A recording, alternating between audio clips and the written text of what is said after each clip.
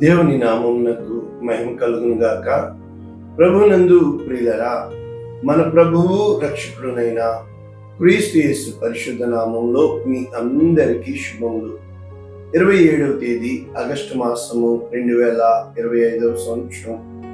ఈరోజు దేవుడు నిన్ను ప్రేమించి నీకు ఇస్తున్న అద్భుతమైన వాగ్దానం.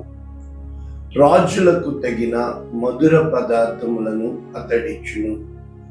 రాజులకు తగిన మధుర పదార్థములను అతడిచ్చును.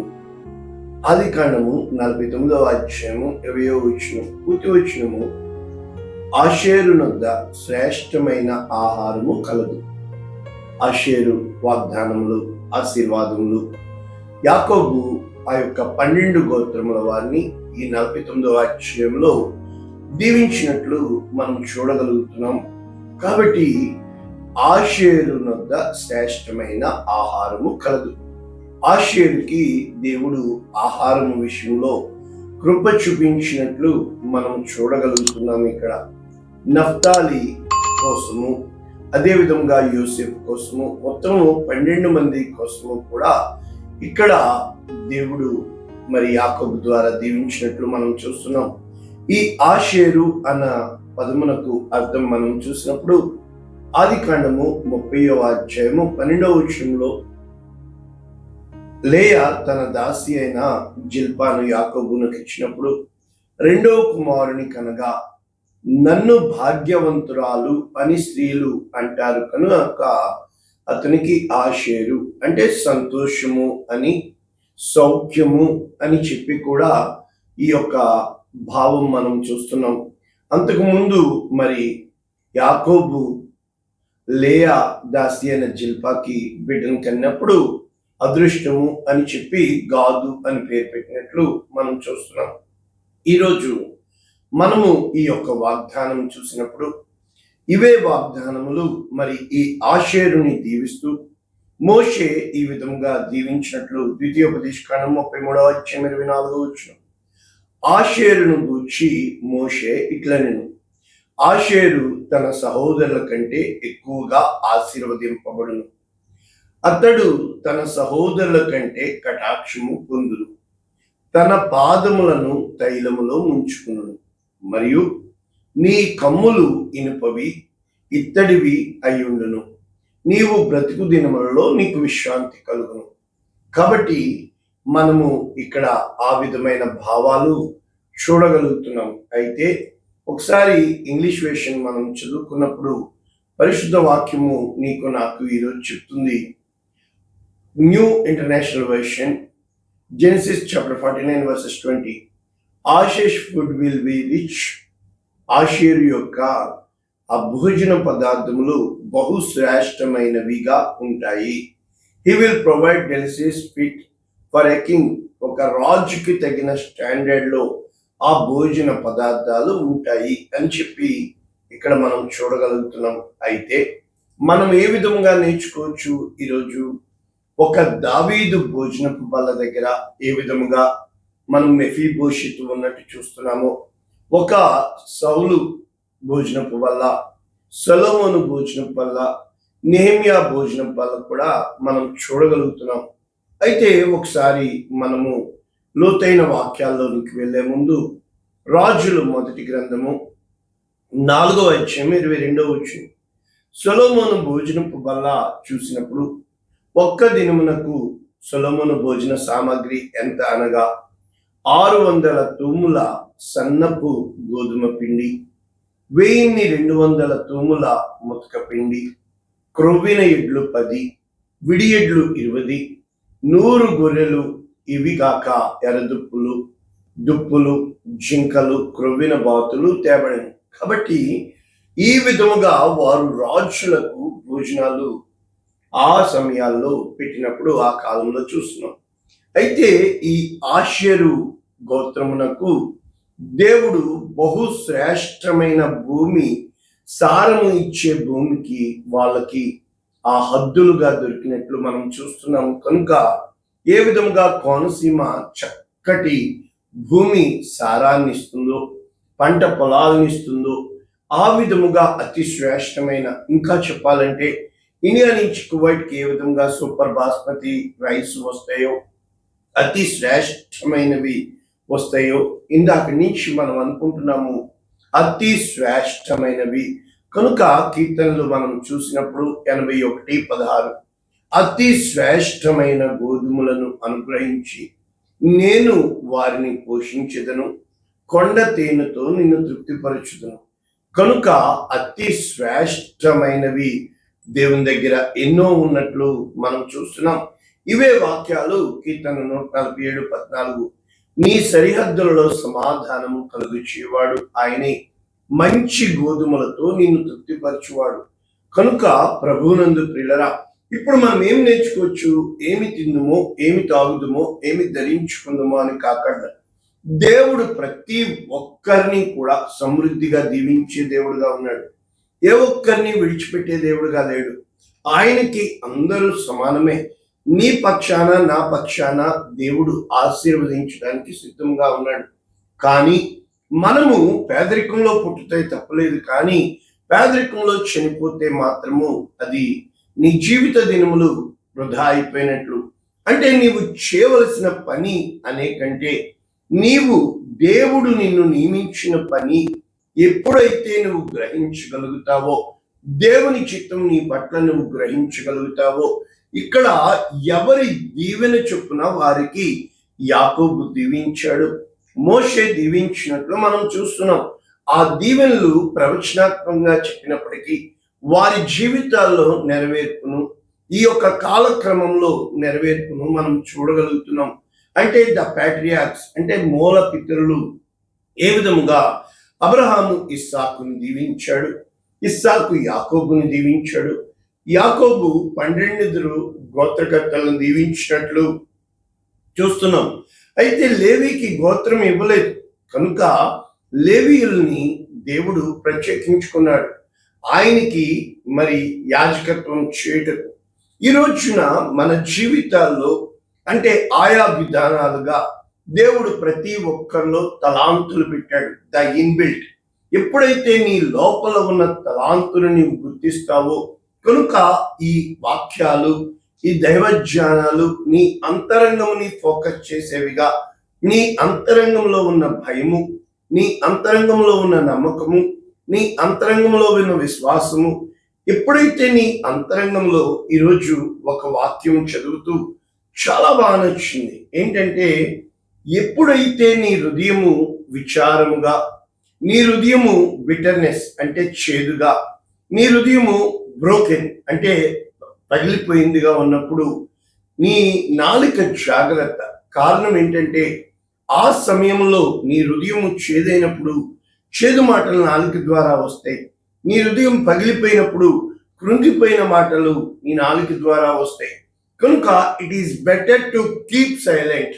ఎప్పుడైతే నీవు మౌనంగా ఉండడానికి ప్రయత్నం చేస్తావో, ఎప్పుడైతే దేవుని వైపు కనిపెట్టడానికి ప్రయత్నం చేస్తావో, కాలం ఎల్లకాలం ఒక్కలా ఉండదు, పరిస్థితులు ఎల్లవేళలా ఒక్కలా ఉండవు. కనుక ఏ రోజైతే నీ యొక్క నా యొక్క జీవితంలో దేవుని లక్ష్యంగా పెట్టుకుని దేవుని వైపు చూస్తూ విశ్వాసమునకు కర్త దాన్ని కొనసాగించువాడైన యేసు వైపు మనం చూస్తామో, ప్రభునందు ప్రియులరా, ఇక్కడ దేవుని యొక్క వాక్యము ఎన్నో విధాలుగా నీతో నాతో మాట్లాడుతూ అనేక సార్లు ఆశీర్వాదం గురించి మనం నేర్చుకుంటున్నాం. ఆశీర్వాదము అంటే యెహోవా తోడుగా ఉండడము, దేవుడు తోడుగా ఉండడమే ఆశీర్వాదం. ఏ రోజునైతే దేవుని మనం దూరం పెడతామో కొంతకాలం బాగానే జరుగుతాయి. ఎందుకు ఈ ఆత్మీయ సూత్రాలు మనం నేర్చుకోవాలి అని అంటే, నిన్ను ఆశీర్వదించువాడు దేవుడై ఉన్నాడు. అంటే యెహోవా ఆశీర్వాదము ఐశ్వర్యమునిచ్చును, అది నరుల ప్రయాస చేత, అది ఎంత మాత్రము కూడా నీ జీవితంలో నీ కష్టానికి తగిన ఫలితం సంపాదించుకుంటావు, అది జీతం అవుతుంది.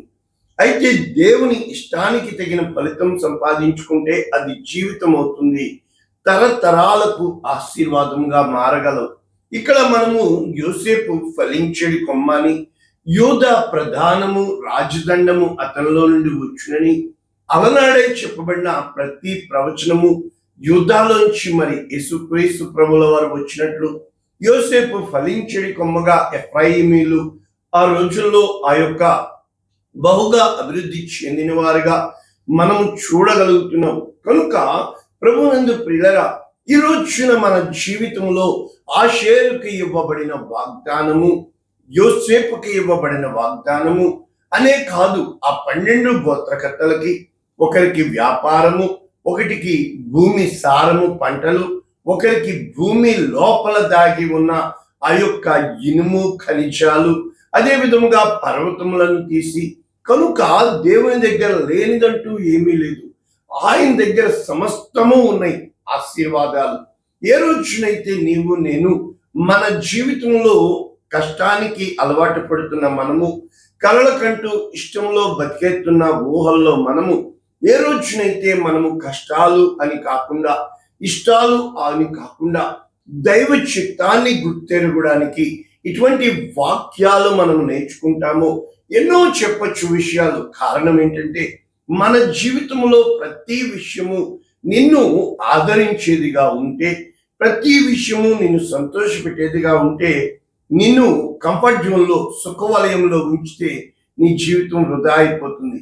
ఎప్పుడైతే నీ జీవితము ఆశీర్వదించబడాలంటే టఫ్ టైమ్స్ గుండా వెళ్ళాలి.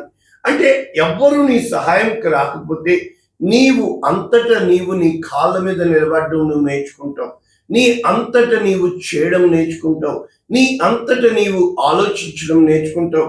నీ అంతట నీవు నిలబడడం నేర్చుకుంటావు. ఏ రోజునైతే వాళ్ళు వస్తారు వీళ్ళు వస్తారని ఏ సహాయం అయితే అందుతుందో, ఏ ఆదరణ అయితే దొరుకుతుందో, నీవు నేను చేతకాని వాళ్ళం అవుతాం. కనుక మనం చాలాసార్లు మనము సహాయం కోసం ఎదురు చూసే వారంగా ఉంటాము. నిస్సహాయ స్థితిలోకి కృంగిపోయి అనేక మంది మీద మనము ఆ యొక్క బిటర్నెస్, ఆ యొక్క చేతును నింపుకునే వారంగా ఉంటాం. వాళ్ళ వల్ల నేను ఇలాగ అయిపోయింది తెలుసా, నాకెవ్వరు సహాయం చేయలేదు తెలుసా, కనీసం ఎవరు ముందుకు. ఏ రోజు అలా చూడదు.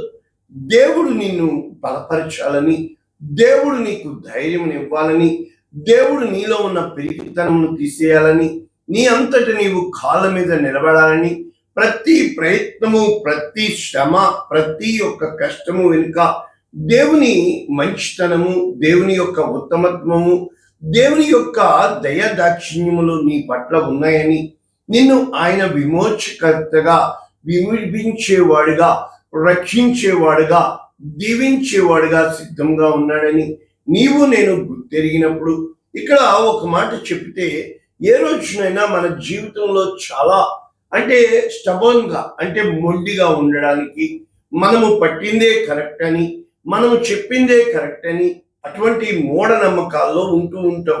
చూడండి, ఇనుము ఎంత బలంగా ఉంటుంది చల్లగా ఉన్నప్పుడు, కానీ దాన్ని వేడి చేసినప్పుడు అది ఫ్లెక్సిబుల్గా ఉంటుంది. అంటే ఎలా అయినా కూడా రూపంలో మలుచుకోవచ్చు.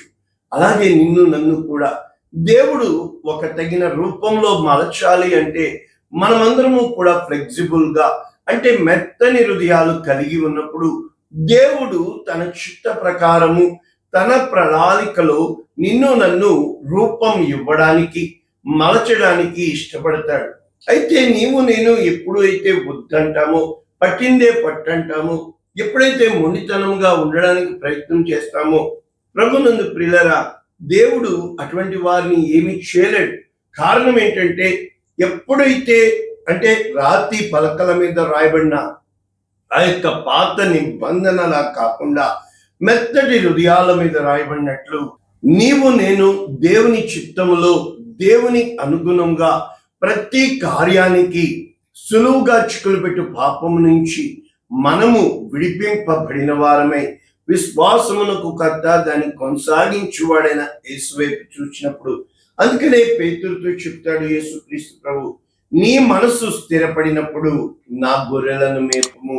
కనుక నీవు నేను స్థిరమైన మనస్సు పెట్టుకున్న వాళ్ళమై, దేవుని వైపు మనము ఉద్దేశము కలిగిన వారమై, మన జీవితము సార్థకమవునట్లు, 10 మందికి పరమార్థముగా మారునట్లు, ఏ విధముగా ఆషేరుకి దేవుడు భూమి తన సారాన్ని ఇచ్చే విధంగా ఉందో, ఈ రోజున ఇత్తడి వంటి భూమి, ఇనుము వంటి ఆకాశము ఆయన మాటకి లోబడేదిగా ఉంది. నీ ద్వారా రాజులు సైతము పోషింపబడతారు. నీ ద్వారా సముద్ర వ్యాపారము సైతము జరుగుతుంది. కనుక చూసారా, మరి సముద్ర సంపద ఎవరికి ఇచ్చినాడు? ఎన్నో ఇటువంటి ఆత్మీయ వాక్యాలు నేర్చుకోవాలంటే మీరు సబ్స్క్రైబ్ చేయండి. వాక్యంగా విందాం, వాక్యము నేర్చుకుందాం, దేవుని గుణగణాలు ఎరుగుదాం, ప్రార్థన చేద్దాం. పరిశుద్ధుడా, ప్రేమ కలిగిన తండ్రి, నిశ్చయముగా వాక్యాన్నినైనా గ్రహించేవారుగా, అనేక మందికి వాక్యము వివరించేవారుగా, వాక్యములో ఉన్న ఆశీర్వాదాలు స్వతంత్రించుకునేవారుగా, నిశ్చయముగా వాక్యం విన్న ఒక్కొక్కరిని దీవిస్తూ, ఏ వాగ్దానాలు ఆషేరుకి ఇవ్వబడినాయో రాజులకి సైతము తండ్రి భోజన పదార్థాలు ఇవ్వాలి అంటే అది ఆషేరు గోత్రం వల్లనే సాధ్యమని మేము నేర్చుకునే ప్రకారము మమ్మల్ని నీవు రాజులైన యాజక సమూహముగా, పరిశుద్ధమైన జనముగా, దయా నీ సొత్తైన ప్రజలుగా చేసుకుంటామని వాక్యమైన ఒక్కొక్కరిని వారి కుటుంబాలని యేసునామములో దీవిస్తున్నాం తండ్రి. ఆమేన్. God bless you all. దేవుడు మిమ్మల్ని దీవించును.